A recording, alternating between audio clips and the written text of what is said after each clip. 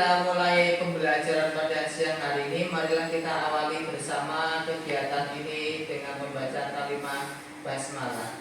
Bismillahirrahmanirrahim.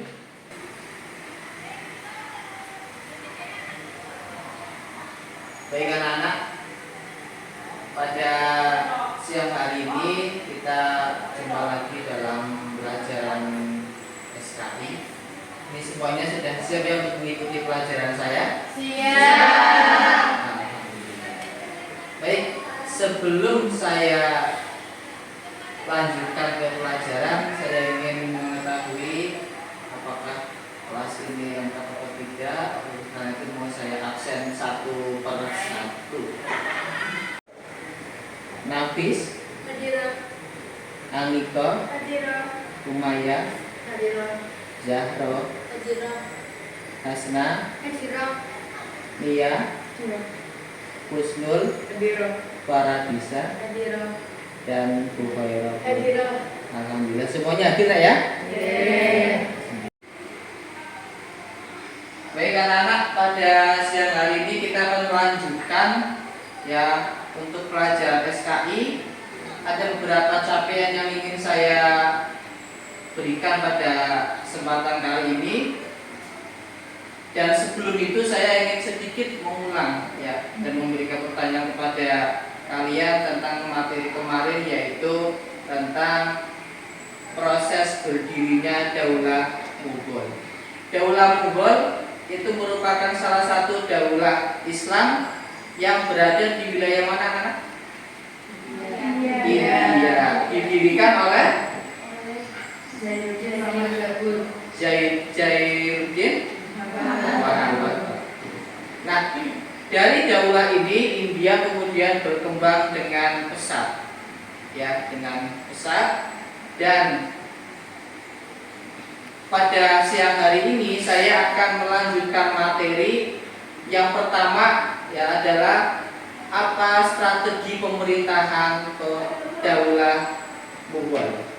Strateginya apa? Namanya sebuah pemerintahan pasti ada strategi, ya, untuk bisa bertahan, untuk bisa mengembangkan, untuk bisa memajukan. Yang kedua yang akan dipelajari adalah setelah strateginya itu kemudian ada dampaknya. Tentu dampak yang positif, yaitu kemajuan-kemajuan yang dicapai pada masa Daulah Mughal. Yang ketiga, layaknya sebuah kerajaan ada fase berdiri, fase kemasan, dan yang terakhir adalah kemunduran dan keruntuhan. Nah, apa saja faktor yang menyebabkan mundurnya daulah ini, dan kemudian apa juga faktor yang nantinya mengakhiri Daulah Mughal ini. Untuk mendalami materi ini, kalian bisa membacanya pada LKS, yang membawa LKS. Bisa juga kalian mencarinya melalui internet, ya, melalui YouTube atau googling bisa, ya, dengan judul seperti yang tadi saya sampaikan, strategi pemerintahan, masa kemajuan, dan faktor-faktor keruntuhan Daulah Mughal. Nah, bagi yang menggunakan LKS, silakan dibuka halaman 37 sampai dengan 45. Silakan dibuka LKS-nya.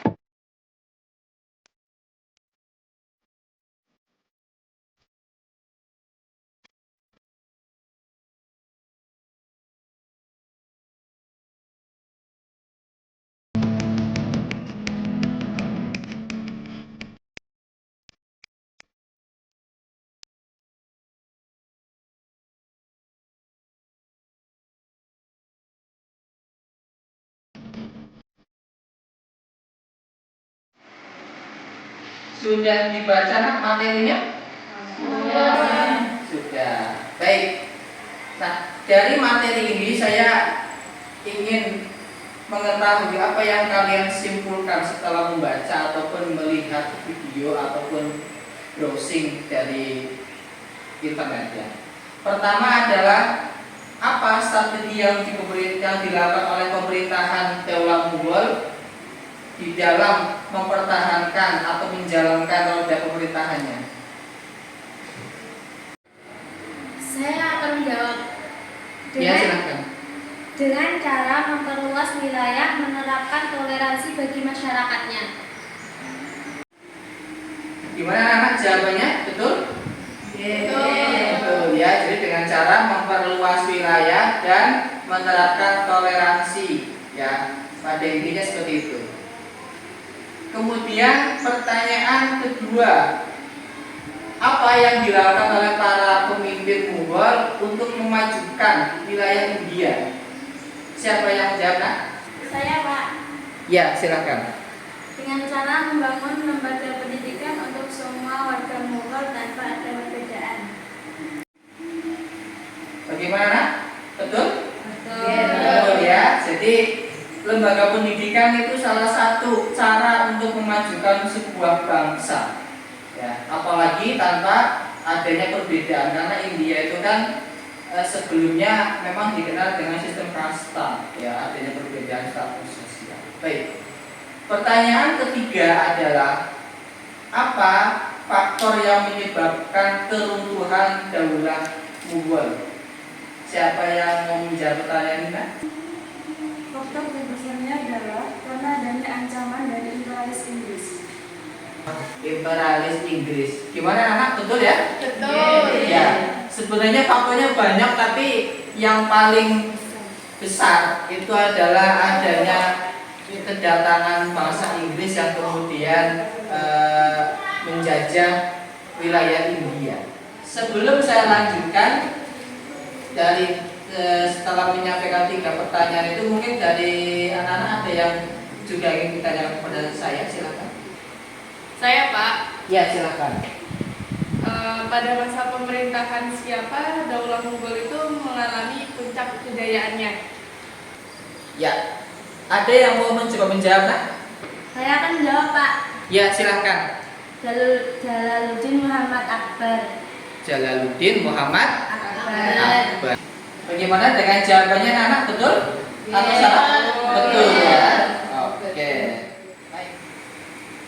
Untuk mendalami materi ini, maka saya ingin membagi kelas ini menjadi 3 kelompok.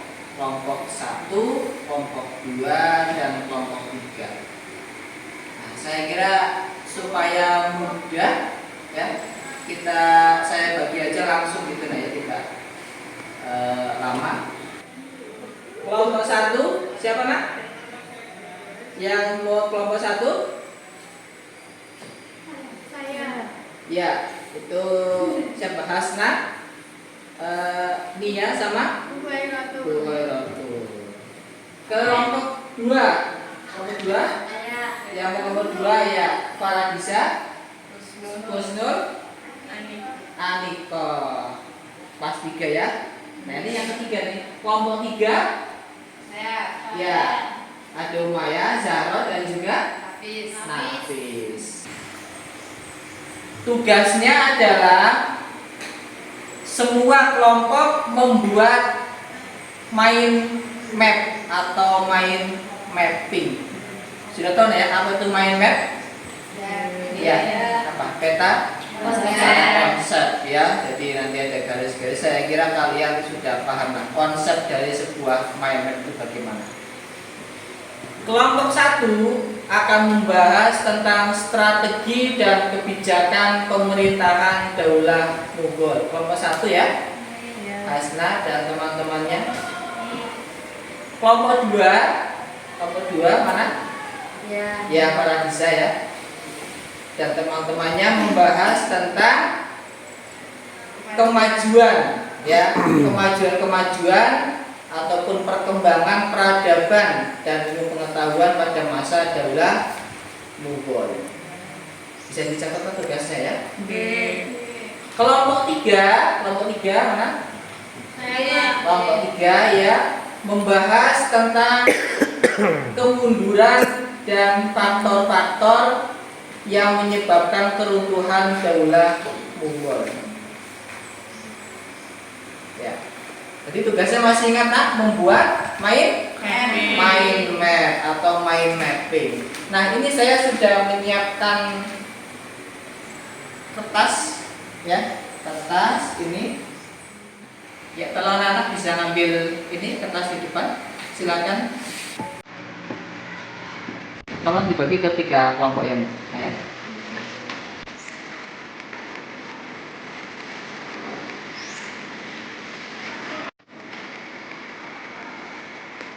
Ini kelompok 1 ya? Kelompok 1. Nah, jadi tugasnya sudah membuat strategi pemerintahan ya. Silakan didiskusikan bahannya dari LKS, buku ataupun bisa lewat internet. Nomor 2, yang tadi apa Dok? Membuat Kemajuan. ya kemajuan, mind map kemajuan ya Daulah Mughal. Nomor 3.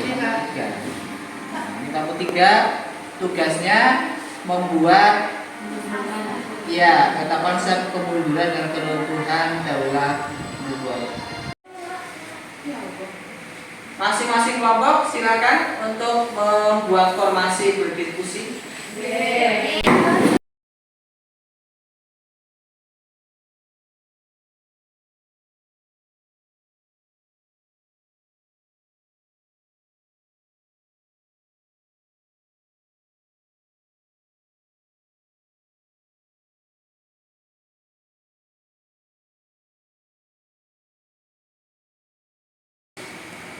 Supaya lebih cepat anak-anak, maka saya menginginkan kalian untuk menggunakan laptop ya. Jadi caranya adalah kalian cari di materi dulu apa yang ingin dibuat kena konsepnya. Nah, kemudian kalian mencari dari internet ya, gambar-gambarnya, tulisan-tulisannya, mungkin pokoknya segalanya kalian cari di internet. Nah, setelah itu kalian buat ya, kemudian nanti print. Setelah di print nanti kalian tempelkan di kertas yang sudah saya siapkan. Bisa dipahami anak? Bisa. Bisa. Oke, kalau bisa silakan bisa mulai dari sekarang diskusi.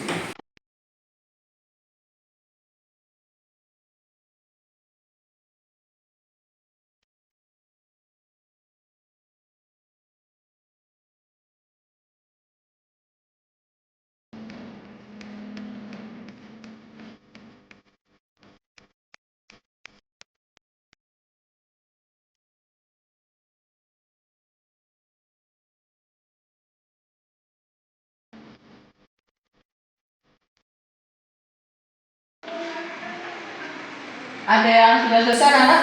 Sudah. Sudah? Iya.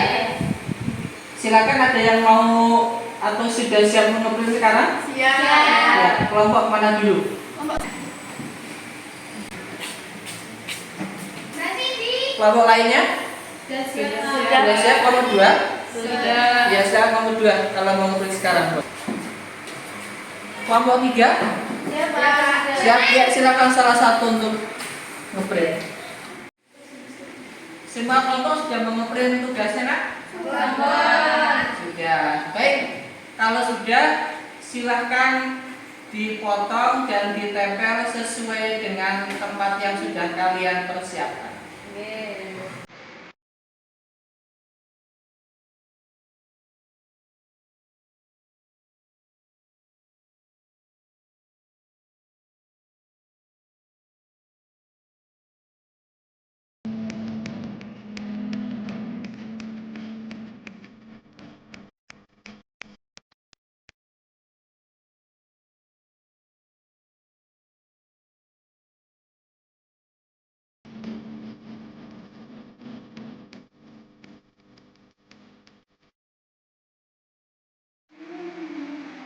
Masing-masing kelompok sudah selesai tugasnya?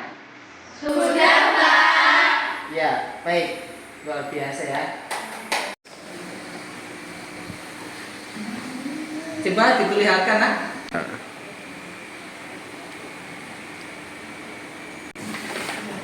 Oke. Masing-masing kelompok tolong perlihatkan tugasnya yang sudah selesai.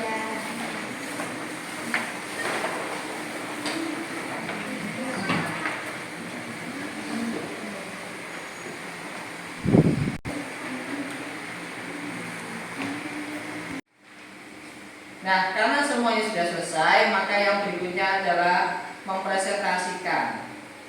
Saya ingin mulainya dari kelompok 1 anak-anak, silakan maju. Siapa? Ya, silakan maju.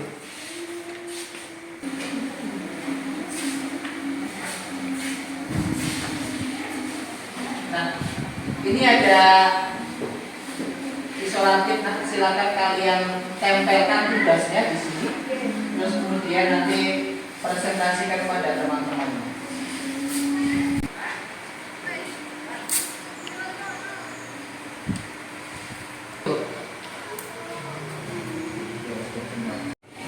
Sudah siap kelompok 1? Silakan presentasikan tugasnya. Assalamualaikum warahmatullahi wabarakatuh. Waalaikumsalam warahmatullahi wabarakatuh. Kami di sini sebagai kelompok 1 akan membahas tentang strategi dan kebijakan pemerintahan Daulah Mughal. Jadi, setiap tokoh atau raja yang memerintah di pemerintahan Daulah Mughal itu mempunyai strategi dan kebijakan yang berbeda. Yang pertama, Zainuddin Muhammad Babur yang memerintah pada tahun 1526 sampai 1530. Jadi, ini merupakan raja pertama sekaligus pendiri kerajaan Mughal. Masa kepemimpinannya digunakan untuk membangun fondasi pemerintahan. Awal kepemimpinannya, Babur masih menghadapi ancaman-ancaman pihak musuh, utamanya dari kalangan Hindu yang tidak menyukai berdirinya pemerintahan Mughal. Orang-orang Hindu segera menyusun kekuatan gabungan, namun Babur berhasil mengalahkan mereka dalam suatu pertempuran. Dari presentasi kami, apakah ada yang ditanyakan, teman-teman? Saya. Apa strategi pemerintahannya Jalaluddin Akbar? Oke, saya akan berusaha menjawab.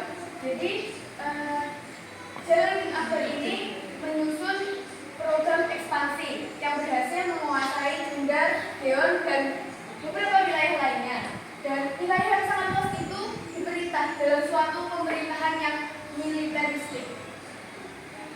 Bisa dipahami? Bisa.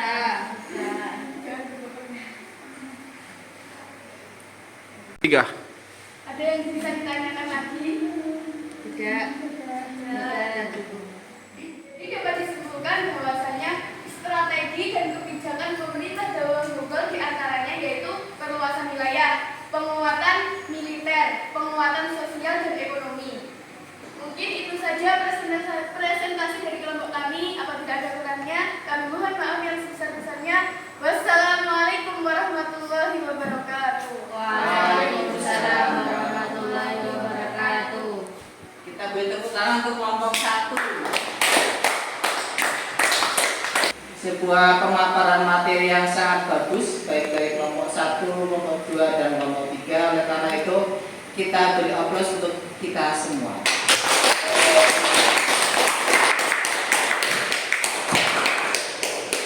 Baik, layaknya sebuah kerajaan, maka Daulah Mughal pun tidak luput dari fase namanya berdiri, kemajuan, dan juga keruntuhan.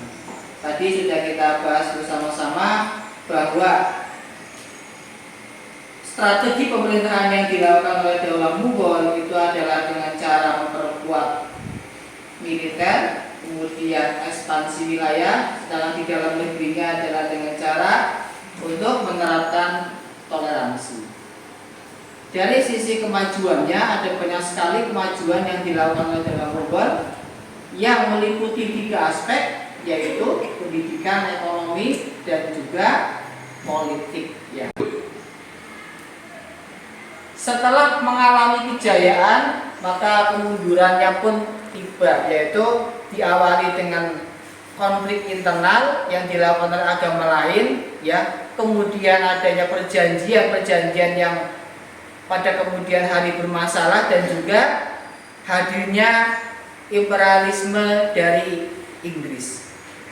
Sampai di sini saya kira sudah jelas ya. Baik. Ada beberapa pertanyaan yang ingin saya tanya kepada kalian. Pertama adalah pada masa siapakah Daulah Mughal itu mengalami kejayaan? Jalaluddin Muhammad Akbar. Muhammad Akbar. Kemudian apa yang dimaksud dengan politik sulhun?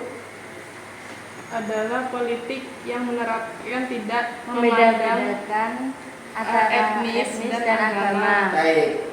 Jadi ini politik kesetaraan ya. Ya, baik. Saya kira itu untuk pertemuan pada siang hari ini, dan pada pertemuan berikutnya kita akan membahas tentang Daulah Safawi. Silakan kalian baca-baca dulu pada buku LKS ataupun bisa cari melalui media online. Apa Daulah Safawi? Nah, spesifik lagi kita akan membahas tentang sejarah berdirinya ya. Silakan. Tapi itu akan kita pelajari pada pertemuan selanjutnya. Silakan anak-anak untuk kembali ke tempatnya semula.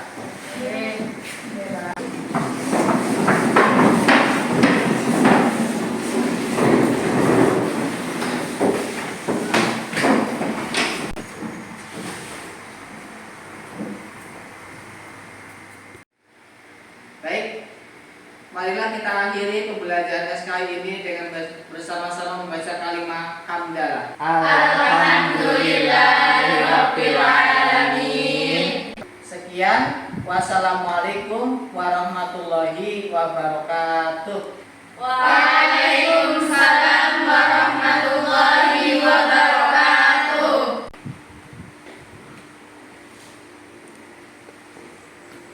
Oke. 3